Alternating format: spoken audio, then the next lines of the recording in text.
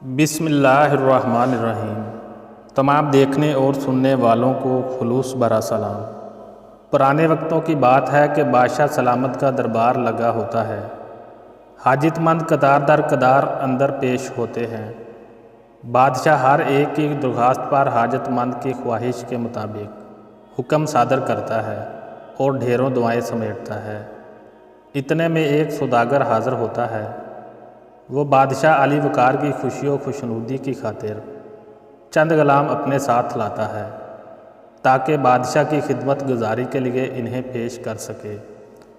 وہ بادشاہ سے درخواست پذیر ہوتا ہے، بادشاہ سلامت، اللہ تعالیٰ آپ کا وقار و اختیار بلند و بالا کرے، میں چند غلام آپ کے حضور پیش کرنے کے لیے لایا ہوں، آپ انہیں شرف بازیابی بخشیے، اور جو غلام آپ پسند فرمائیں اپنی خدمت و نیاز مندی کے لیے اپنے پاس رکھ لیں۔ میں جانتا ہوں کہ آپ کے پاس غلاموں کی کوئی کمی نہیں ہے۔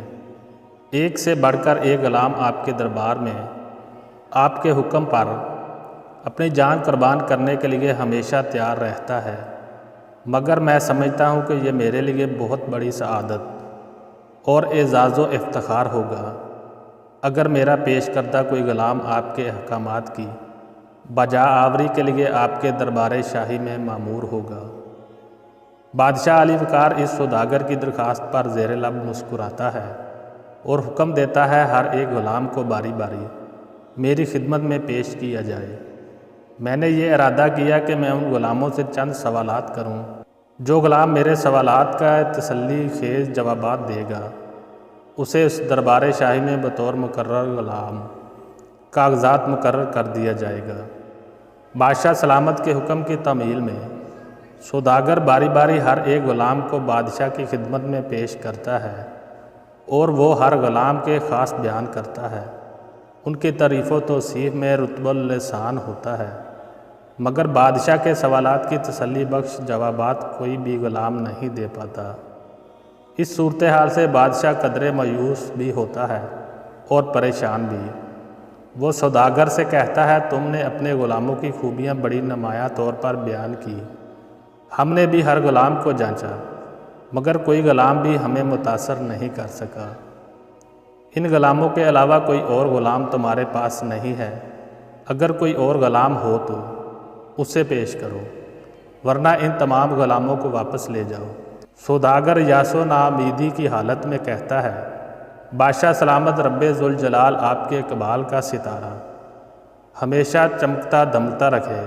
دراصل ایک اور غلام باہر موجود تو ہے اور ضد سے یہاں تک آیا ہے، مگر میں سمجھتا ہوں کہ وہ اس اعلیٰ عرفہ دربار شاہی کے قابل نہیں ہے، اس لیے میں اسے آپ کے حضور پیش کرنے سے اجتناب کر رہا ہوں۔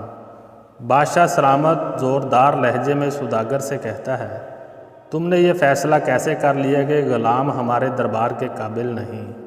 یہ فیصلہ ہم خود کریں گے، تم اسے فوراً ہماری خدمت میں حاضر کرو تاکہ ہم اسے بھی چند سوالات کر سکیں۔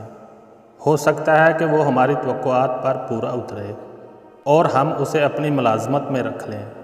یاد رکھو، کسی کا ظاہر دیکھ کر اس کے باطن کا قطعی فیصلہ نہیں کیا جا سکتا۔ دوڑ کر جاؤ اور وہ غلام جو اپنے ذوق و شوق سے آیا ہے اسے لے آؤ۔ بادشاہ کے حسب حکم سوداگر اس غلام کو دربار شاہی میں حاضر کر دیتا ہے۔ غلام ادب سے سر جھکا کر سلام کرتا ہے اور پھر ہاتھ باندھ کر کھڑا ہو جاتا ہے۔ بادشاہ اس غلام سے سلسلہ سوال و جوابات شروع کرتے ہوئے پہلا سوال یہی پوچھتا ہے کہ بتاؤ تمہارا نام کیا ہے؟ دوسرے غلاموں کے جوابات کے برعکس یہ غلام جواب دیتا ہے کہ بادشاہ سلامت، آپ غلام کو جس نام سے چاہیں یاد کر لیں، غلام نے تو غلام ہی رہنا ہے، اس کا کوئی اور نام کیا ہو سکتا ہے؟ بادشاہ پوچھتا ہے، اچھا بتاؤ تم کھانے میں کیا پسند کرتے ہو؟ غلام جواب دیتا ہے، مالک کی مرضی، جو کھلا دے مالک، جو کھلا دے گا وہی میری پسندیدہ غذا ہوگی۔ بادشاہ اس سے آخری سوال یہ پوچھتا ہے کہ تمہاری کوئی خواہش ہو تو فوری بتاؤ تاکہ اسے پورا کیا جا سکے، ہم تمہارے جوابات سے بہت خوش ہوئے ہیں، اب وقت ہے طلب کرو جو کچھ طلب کر سکتے ہو، جو مانگو گے وہی ملے گا۔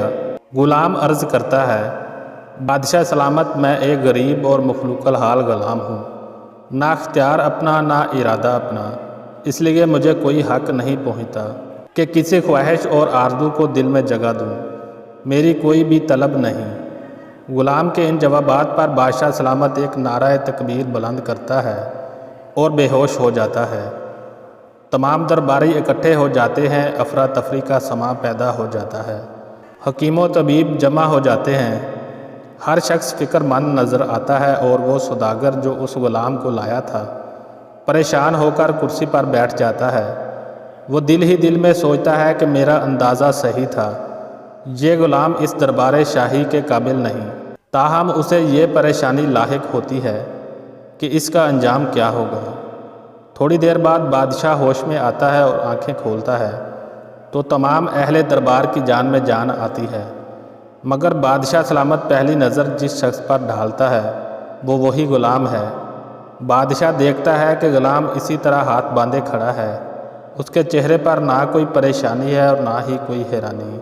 اب بادشاہ تھوڑی دیر کے بعد لب کشا ہوتا ہے اور خود غلامی کرتے ہوئے قابل سماعت آواز میں کہتا ہے، اے ابراہیم، آج افسوس ہے تجھ پر، اور صد افسوس، تو بھی اپنے رب کی غلامی کا دعویٰ کرتا ہے، لیکن تیرا مقام اس غلام سے بھی کمتر ہے۔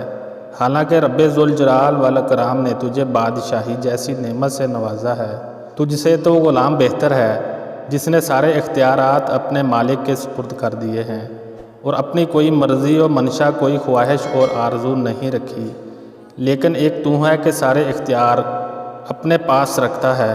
اگرچہ بادشاہ سلامت بلخ کے سلطان اور عظیم المرتبہ حکمران ابراہیم ادھم نے اس غلام کو اپنے مقربین میں شامل کر لیا، تاہم اس کے دل و دماغ پر غلام کے جوابات کا جو اثر ہوا وہ ناقابل بیان تھا۔